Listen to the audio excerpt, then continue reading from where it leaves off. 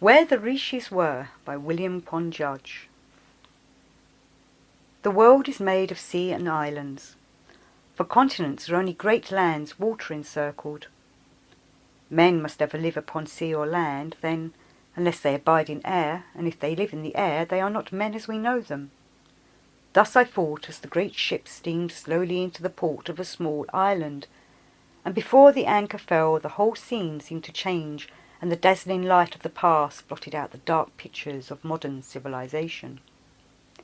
Instead of an English ship, I was standing on an ancient vehicle propelled by force unknown today, until the loud noises of disembarkation roused me once again. But, landed now, I was standing on the hill overlooking the town and bay. The strange light and the curious vehicle again obtained mastery over sense and eye, while the whole majesty of forgotten years rolled in from the ocean. Vainly did modern education struggle and soar. I let the curtain drop upon the miserable present. Now softly sings the water as it rolls against the shore, with the sun but 1 hour old shining upon its surface. But far off, what is that spot against the sky coming nearer from the west, followed by another and another until over the horizon rise hundreds, and now some are so near that they are plainly seen. The same strange vehicles as that I saw at first. Like birds they fly through the air. They come slowly now, and some have been brought still on the land.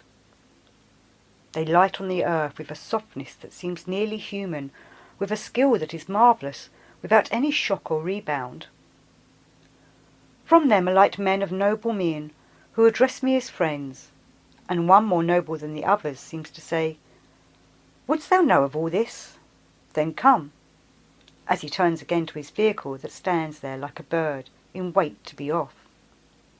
Yes, I will go, and I felt that the past and present were but one, and knew what I should see, yet could not remember it but with a vagueness that blotted out all the details. We entered the swift, intelligently moving vehicle, and then it rose up on the air's wide-spreading arms, and flew again fast to the west whence it had come. It passed many more flying east to the island, where the water was still softly singing to the beams of the sun. The horizon slowly rose, and the island behind us was hidden by sea from our sight. And still onward we flew to the Occident. Many more birds made by man like that we were in flew by us, as if in haste, for the soft singing water lapping the shore of that peak of the sea mountain we had left in the Orient.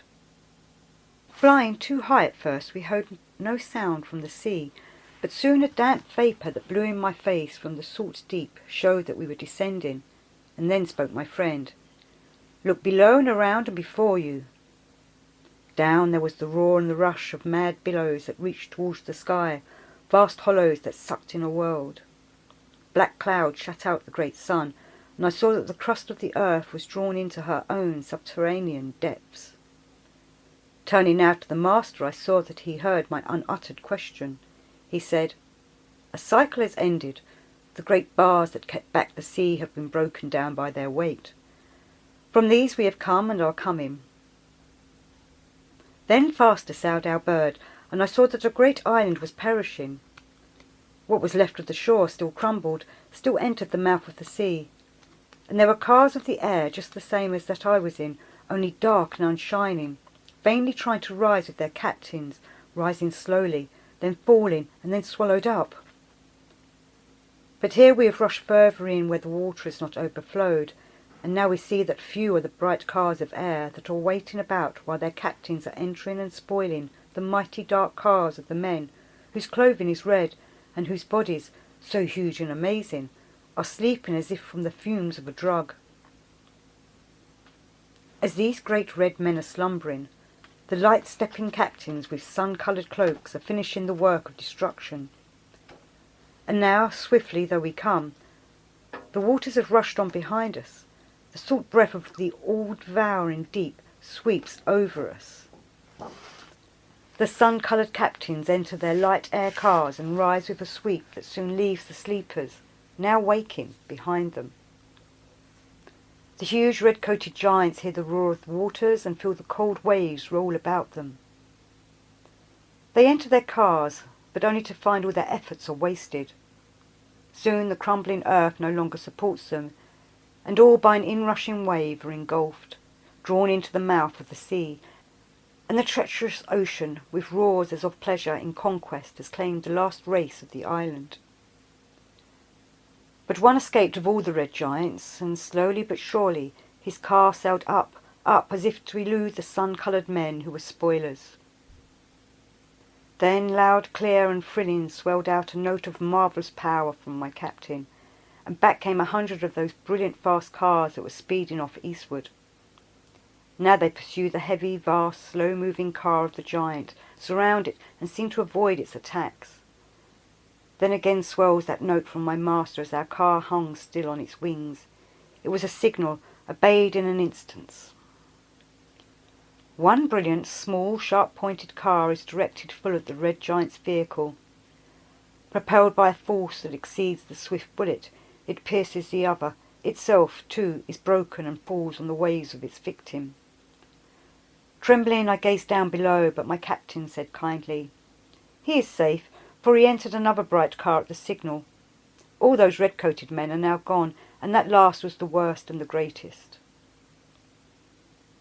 Back eastward once more, through the salt spray and the mist, until soon the bright light shone again, and the island rose over the sea with the soft singing water, murmuring back to the sun. We alighted, and then, as I turned, the whole fleet of swift sailing cars disappeared, and out in the sky there flashed a bright streak of sun-coloured light that formed into letters which read, "This is where the Rishis were before the chalk cliffs of Albion rose out of the wave. They were but are not." And loud, clear and thrilling rose that note I had heard in the car of swift pinions. It thrilled me with sadness, for past was the glory, and out for the future was left but a destiny. This was written by William Quan Judge in January 1891.